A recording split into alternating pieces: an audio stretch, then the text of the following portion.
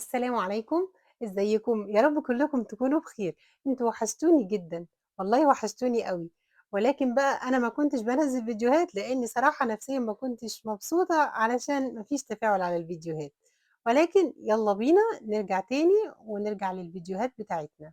بُصّوا بقى الفتة و والكوارع والشوربة وحاجة كده في منتهى الجمال زي ما الكتاب بيقول وزي ما أهالينا بيعملوا. أول حاجة معانا هنا لحمة من الكتف وحتّة كده من الموزة، ومعانا كمان الكوارع زي ما حضراتكم شايفين كده متقطّعة حلقات وقاطعين كل حلقة نُصّين تمام، بالشكل ده. هنمسك بقى أول حاجة الكوارع إحنا شطفناها كويس جدًا، جدًا بالمَيّة كذا مرّة، وبعدين هنا جِبنا طبق مَيّة ساقع جدًا، وبعدين هنحُط فيه معلقتين من الدقيق، وكمان معلقة من الطحينة، وبعدين هنجيب ليمونة ونعصرها برضه بالشكل ده. دي أفضل طريقة تغسلي بيها الكوارع ولا هتلاقي لها ريحة ولا الكلام ده أبدًا. وبعدين نزلنا بشوية من الزنجبيل بالشكل ده، وخدي بقى قشرة الليمونة واعصريها وسيبيهم منقوعين كده من نُص ساعة لساعة، تمام؟ والله يا جماعة مش هتلاقوا أي زفارة خالص، خالص.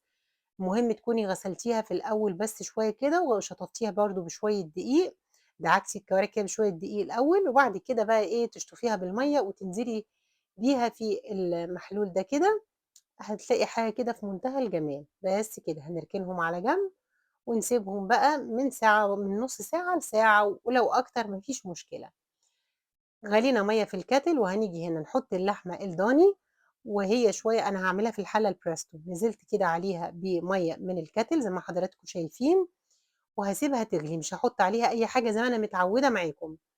معانا بقى بصل وكرفس وجزر وطماطم وبصلاية كمان متقطعة، هننزل عليها بملح وفلفل أسمر وشوية من الحبهان بالشكل ده أهو، ولو عندِك شوية من جوزة الطيب، وبعدين هتبدئي كده تدعكيهم حلو أوي، والبصلاية الصغيرة بس هتشقيها من فوق 4 وتسيبيها. شُفتِ بقى ليه اللحمة الضاني أنا عملت فيها كده؟ لإن اللحمة الضاني غير البيف بتطلّع ريم كتير أوي من فوق، ودي بشوية بتزفّر الشوربة وبتخلّي لونها غامق، حتى لو ما عملتش زفارة بتخلّي اللون غامق. تمام، هنشيل كده بالشكل ده، وبعدين نبدأ ننزل بقى إيه بالفلفل بالبصل اللي إحنا دعكناه بالملح والفلفل وكل حاجة، وننزل بالكرفس والجزر والبصل والطماطم، تمام كده، ومعاهم ورقتين من اللورا، ومعانا كمان مرق الدجاج حطينا معلقتين، وأول بقى كده ما حطينا الحاجات دي تبدأ تغلي أهو، بُصّي خلاص غطيت عليه أهي، شايفة شكل اللحمة؟ تحفة، والشوربة كمان، يالّا بقى الكوارع. هنبدأ ننزل فيها برضه في الحلة البريستو بالشكل ده كده أهو، والحلة سخنة ننزل عليها بمَيّة سخنة، برضه هنخلّيها تاخد غلوة هي مش هتطلّع ريم ولا حاجة ما تخافيش. بُصّي برضه نفس اللي عملناه مع اللحمة، وننزل بالشكل ده، واوعي تسمعي كلام اللي بيقولوا لِك إنِّك لازم تغلي غلوة وترميها ترمي المَيّة، اوعي دي كل الفوايد فيها، ومش هتلاقي زفارة اعملي اللي باقول لِك عليه وصدقيني مش هتلاقي أي زفارة. هنيجي هنا بقى والكوارع بتستوي، هنبدأ نحط إيه، العيش معانا ونبدأ نقطّعه بالشكل ده، أنا جايبة عيش التنور العراقي، أعتقد إن اسمه عيش التنور، خبز التنور، حلو أوي، بيبقى زي العيش البلدي كده شوية، أنا باحبه أوي بيتباع في المحلات العربي، فلإني ما كنتش خابزة في اليوم ده فجِبته وعملته كده، وبعدين سيّحت كده زي معلقة كبيرة من السمن في الميكروويف، السمن البلدي، وحطيت ورقة كده في الair fryer ورُحت حاطة السمنة السايحة بالشكل ده على العيش، حاجة كده بُصّوا يعني في منتهى الجمال وسريعة جدًا، وتلاقي العيش يطلع مقرمش ومش شارب سمن ولا حاجة. أنا باحب آكل الحاجات دي بس ما باحبش أعملها تقيلة، أحبها تكون خفيفة. معلقة من السمن البلدي وشوية زيت، ونبدأ نعمل الصلصة بقى، هنحط بقى إيه التوم نزلنا بالتوم ومعلقة واحدة من الخل، وبعد كده هننزل عليهم بصلصة الطماطم الفريش المضروبة في الخلاط، ومعلقتين من الصلصة بالشكل ده أهو، ونقلّب حلو، وطبعًا صلصة الفتة ما بتاخدش بهارات ولا حاجة، بتاخد بس ملح وفلفل أسمر ورشة سكر، ومعلقة من مرقة الدجاج فقط لا غير، ولا توابل تانية ولا أي حاجة، أهو حطينا الفلفل الأسمر ومرقة الدجاج والسكر، وبعدين هنبدأ نحط إيه، الملح بتاعنا، تمام؟ بالشكل ده كده أهو، شايفين شكل الصلصة؟ يالّا نعمل الرز. حطينا شوية من الزيت، ما تحطّيش الأول سمن، حطّي شوية من الزيت، حطّي شوية من الهيل وشوية أو الحبّهان، شوية من الزنجبيل وورقتين من اللورة، وشوّحي الرز كويس. أنا باعمله برُز بسمتي، بنحبها في البيت عندي بالرز البسمتي.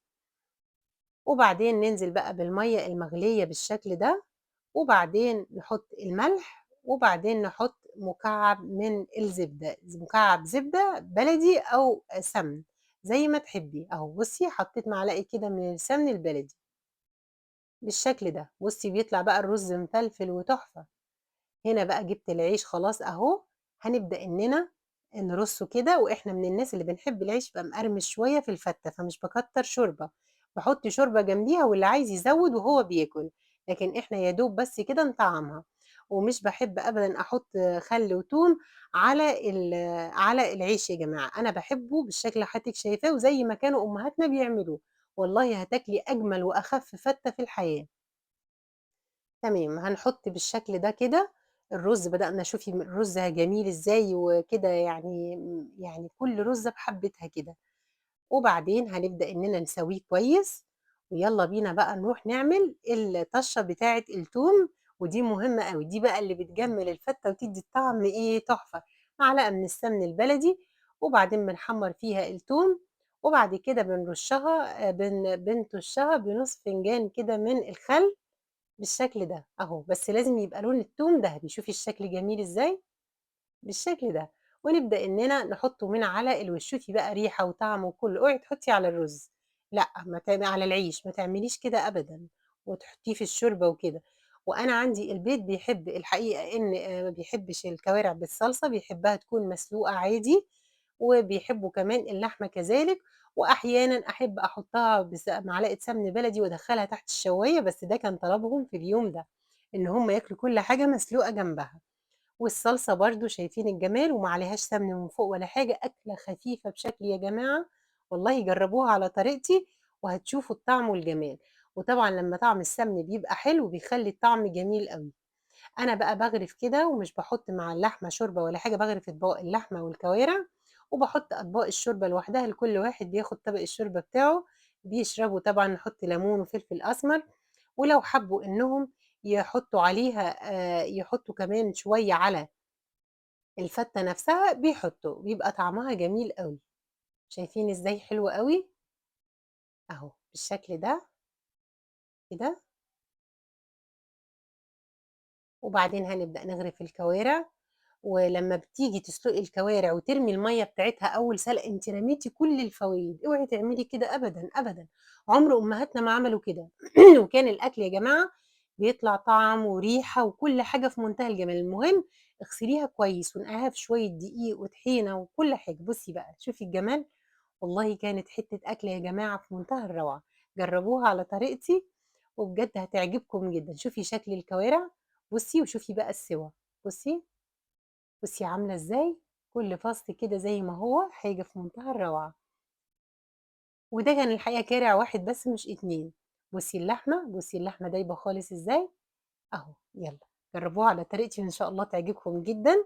وما تنسوناش من فضلكم بقى. بُصّوا الشوربة حلوة أوي إزاي. تنسوناش بقى بلايك وشير وسبسكرايب على اليوتيوب، ووجودكم بيسعدني جدًا. واستعدوا بقى إن شاء الله عشان فيديوهات رمضان، وعشان ندمّس الفول مع بعض، وحاجات كتيرة جدًا في الفترة اللي جاية دي إن شاء الله. مش هانقطع عنكم تاني. بُصّوا، شوفوا الأكلة حلوة إزاي. ما شاء الله كانت في منتهى الجمال. ممكن تشويها تحت الشواية بمعلقة سمن بلدي، لكن أنا فضّلت الحقيقة إن هي تتاكل بالطريقة دي، كانت حلوة أوي. هو ده كان طلب البيت عندي. إن شاء الله أرجع لكم تاني بوصفة جديدة. شوفوا الفتة، شوفوا جمالها. بصوا الكوارع وجمالها يا جماعة. يلا سلام عليكم حبايبي، مع السلامة.